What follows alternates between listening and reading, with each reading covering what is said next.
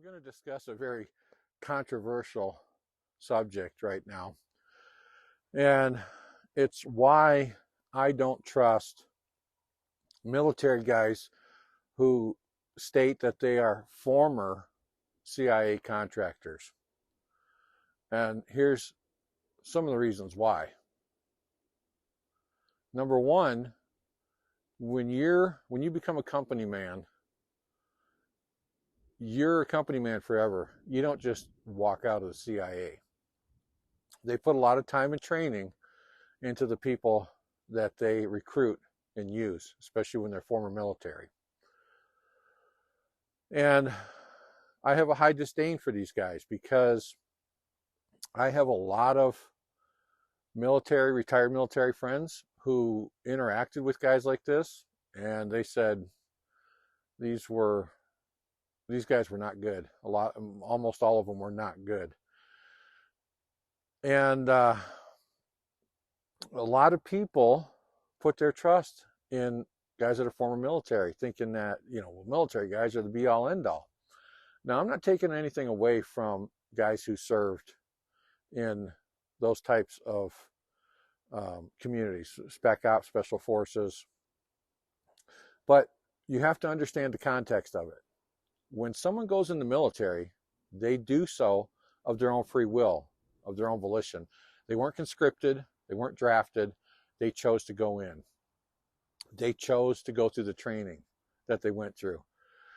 And that does not make them any better than the rest of us.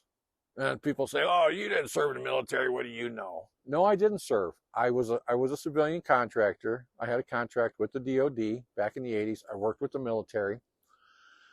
And I was on the inside. I saw a lot of this stuff. And I met some really great guys. And like I said, some of them are still my friends today. They're retired, but they're still my friends today. But the fact still remains that when you go into these special training, whether it's Delta Force, Ranger, Green Beret, SEALs, pararescue, whatever the case might be, you do so of your own free will. I know it's a personal challenge for these guys to make it in there. A lot of them are ego-driven that do it, and a lot of the ego-driven guys don't make it, but there are some that do make it. I've met a lot of former Special Forces, Special Operator guys who have a very self-inflated ego. And then they get drafted into or recruited into the CIA to become a CIA contractor and do work for the CIA. And let me tell you, the CIA is one of the worst alphabet agencies on the planet. The things that they do,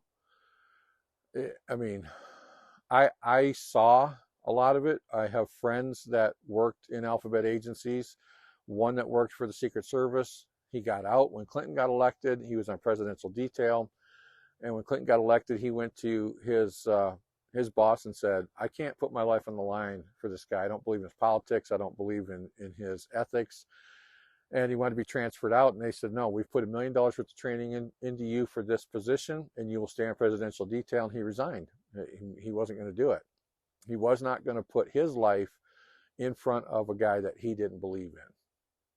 And it was with, good reason. And I have other friends that worked in other alphabet agencies who they saw the dark side and got out. I know a guy who was a very good close friend of my cousin's that I grew up with. He went in and he got sucked into the dark side, and it destroyed his life. I saw what it did to him. They took him in, they trained him, they chewed him up, and they spit him out. And he is a psychological mess today. So these people that go into these positions and do this type of work are for the most part, they come out, they're not good people. And I'm going to say 99% of the guys who were former CIA contractors are not good people. And the other 1% that I've seen that are, I still don't trust, because you have to look at who they align with when they come out. And most of them align with people who were not good people because they were all in the same fraternity, for lack of a better term, together. So they know each other from doing that, and they keep those alliances, which shows me that they're more interested in keeping the military side of alliance than they are with civilian alliance. So you have to really watch these things. And I fully believe that these former CIA contractors are building a database, that the information that you give them by buying their products and going to their trainings and whatever else you do with their business is a backdoor registry of people. Now, and people will say, well, we're already in the registry, we're already on the list, blah blah blah. Yes, but what you may tell these people when you go to their businesses or train with them is also being registered into a database, and it's not a good thing. When it comes down to nut cutting, you're gonna end up on the wrong side. And I'm sorry, but military training is not the be all end all. There's a lot of good training out there that's non-military. There's a lot of good people that have worked in positions other than being a soldier in a wartime theater that have solid skills and solid training to pass on. Which brings me to the point of these former Spec-Op Special Forces guys who will only train other military and law enforcement. They won't train civilians because they don't believe that we have the right to keep and bear arms. They don't believe in the Second Amendment for citizens. They only believe in the Second Amendment for themselves and their ilk. And that really throws up a red flag with me. The Second Amendment was not written for the military. The Second Amendment was written for the citizen militia, for the citizens to protect themselves, to defend against a tyrannical government, which is what the founders had to fight against with King George III and the British. And that's why they wrote the Second Amendment the way they did, that very purpose. So these guys that will only train military and law enforcement really throw up a big red flag for me, and they should for you too. You have to be aware of these things.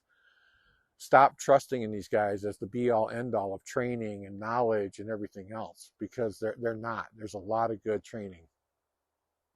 Now, I got to do some training with the military when I was working with them. I got to work with some really good guys, and like I said, a lot of them are friends of mine now, still, and they don't even trust these guys. These guys came out of nowhere when they got out of service and built these businesses that are now multi-million-dollar businesses basically out of thin air. Where'd that money come from? Because when you're in the military, you don't make that much money. You're not compensated that well. So where'd all this money come from? And I, as well as a lot of them, believe that they've been government funded. They've been CIA backed to start these businesses, to get people in to build this database as a backdoor type of registry. Not only for firearms, but just in general, to know where people live. So if you're a homesteader, if you're an off-gridder, if you're a whatever, they now have your information on an easier level because you're giving it freely. They're not having to search and try to find. You're giving it to them. And I don't trust it. I don't trust it at all. So anyways, that's my little rant. I know I'm probably going to get a lot of shit in the comments for it, but hey, it is what it is. If you don't believe it, you need to get your head out of the sand. You need to start paying attention and looking a little closer at these guys and what their real agenda is. So if you found this information useful, please like, share, and subscribe. And don't forget, till the next time, plan, train, prepare, and defend. We'll see you in the next one.